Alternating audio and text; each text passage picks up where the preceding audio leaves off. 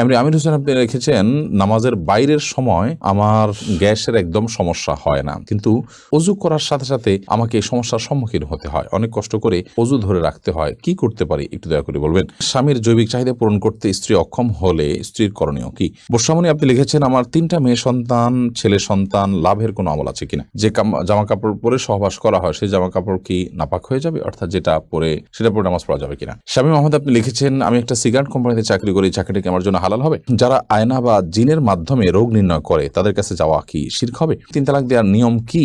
পালক মেয়ের সাথে নিজের পেটের ছেলের বিয়ে দেওয়া যাবে কিনা? প্রথম স্বামীকে তালাক না দিয়ে দ্বিতীয়বার বিবাহ করলে তা জায়েজ হবে কি? দ্বিতীয় বিয়ে যদি জায়েজ না হয় তাহলে প্রথম স্বামী তার জন্য জায়েজ থাকবে কিনা দয়া করে জানাবেন। আমার এক বন্ধু সিগারেট খায়, সে বলে অজু করে সিগারেট খেলে অজু ভাঙে না, তার দাবি কি সঠিক? স্বামী মোহাম্মদ আপনি লিখেছেন, আমি একটা সিগারেট কোম্পানিতে চাকরি করি, চাকরিটা কি আমার জন্য হালাল হবে? সিগারেট কোম্পানিতে চাকরি করা মানে হলো আপনি সিগারেট উৎপাদনে কোনো না কোনোভাবে হেল্প করছেন, সহযোগিতা করছেন।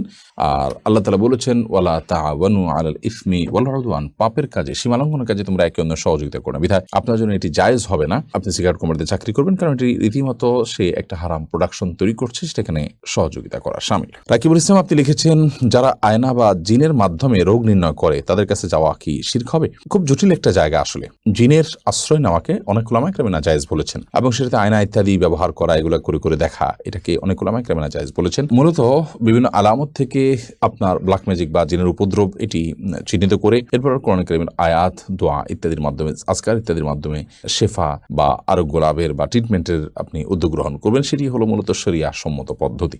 আব্দুর রহিম আপনি লিখেছেন, 3 তালাক দেওয়ার নিয়ম কি?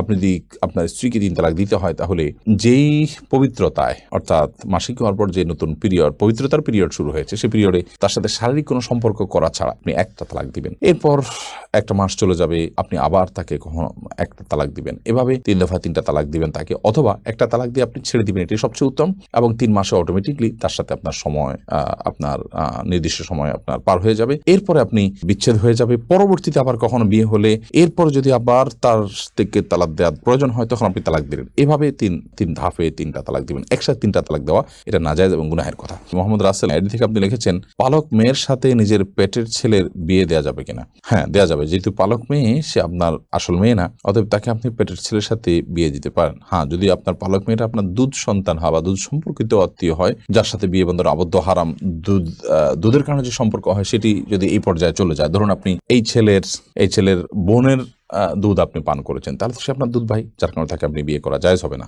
তো এরকম কিছু যদি না হয়, জাস্ট পালক মেয়ে, তাকে আপনি লালন পালন করেছেন, আপনার দুধ পান করেনি সে, তাহলে সেক্ষেত্রে, বা এই ছেলের সাথে আপনার যে ছেলে হয়েছে তার সাথে তার দুধের কোনো সম্পর্ক নেই সরাসরি, তাহলে সেক্ষেত্রে তার সাথে বিয়ে দিতে কোনো অসুবিধা নেই।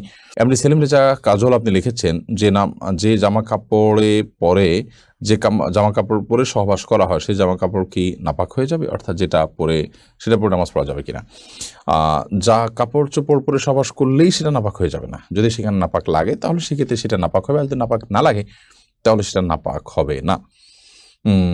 অতএব এটি নির্ভর করবে যে নাপাকটা লেগেছে কি লাগেনি তার উপরে। রোবাই আমিন মৌরি এই আইডি থেকে আপনি লিখেছেন, প্রথম স্বামীকে তালাক না দিয়ে দ্বিতীয়বার বিবাহ করলে তা জায়েজ হবে কি?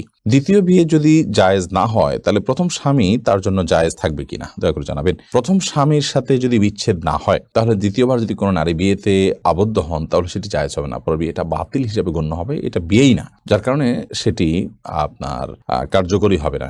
আর দ্বিতীয় বিয়ে জায়েজ না থাকার কারণে আপনার প্রথম স্বামীর স্ত্রী হিসাবে তিনি বলবৎ আছেন এবং সেটাই থাকবেন, এবং সেখানে বিয়ে শাদীর কোনো কিছুর প্রয়োজন নাই, কারণ পর বিয়েটা তো হয় নাই, ওটা হওয়া না হওয়া সমান, বিধায় প্রথম বিয়েটাই বলবৎ আছে, এবং সেটার আলোকে তারা স্বামী স্ত্রী হিসাবে জিনাতিপাত করবেন এবং তারা একসাথে বসবাস করবেন।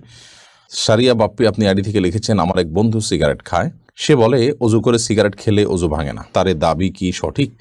দেখুন, অজু করে সিগারেট পান করলে, ধূমপান করলে অজু ভাঙে না, এটা তো মোটা দাগে ঠিক আছে যে অজু করেছেন, আপনি অজু করার পর ধূমপান করেছেন, তাহলে সেক্ষেত্রে আপনার অজু ভাঙবে না। কিন্তু আপনার মনে রাখা উচিত যে আপনি যদি ধূমপান করেন তাহলে সেক্ষেত্রে অজু ভাঙার চেয়ে বড় কিছু আপনার ভেঙে যাবে। অজু ভাঙাটা তো গুনাহের ব্যাপার না, অজু ভাঙাতে কোনো গুনাহ হয় না, অজু ভাঙা তো একটা স্বাভাবিক প্রক্রিয়া, কারোর পেশাব মলমূত্র ত্যাগের কারণে তিনি অজু ভঙ্গ হয়ে গেছে, এর কারণে কোনো গুনাহ হবে না, তিনি আবার অজু করে ফেলবেন। কিন্তু আপনি যখন ধূমপান করবেন তখন আপনার তাকওয়া ভেঙে যাবে, আপনার গুনাহ হবে, যার কারণে সেটার কারণে আপনার শাস্তির মুখোমুখি হবে। অজু ভাঙার কারণে তো শাস্তির মুখোমুখি হতে হবে না, বিধায় ধূমপান করলে ওযু ভাঙবে না, এটা ঠিক, কিন্তু তার চেয়ে বড় কিছু ভেঙে যাবে, অর্থাৎ আপনার নেক আমল ভেঙে যাবে। বিধায় একজন ইমানদার সেটিকে ঠুনকোভাবে দেখার কোনো কারণ নেই। ওযু ভাঙবে না বলে এটাকে ঠুনকোভাবে না দেখে বরং এটার আরো যে ভয়াবহ দিক আছে সেটা আমাদের খেয়াল রাখা উচিত। তবে হ্যাঁ, এটা ঠিক যে ধূমপান করার পর মুখে যে দুর্গন্ধ হয়, আপনি সালাত আদায় করার জন্য সেই দুর্গন্ধ দূর করে তারপরে আপনি মসজিদে যাবেন এবং সালাত আদায় করবেন, যাতে করে ফেরেশতাদের কষ্টের কারণ না হয়, সেটি খেয়াল করতে হবে।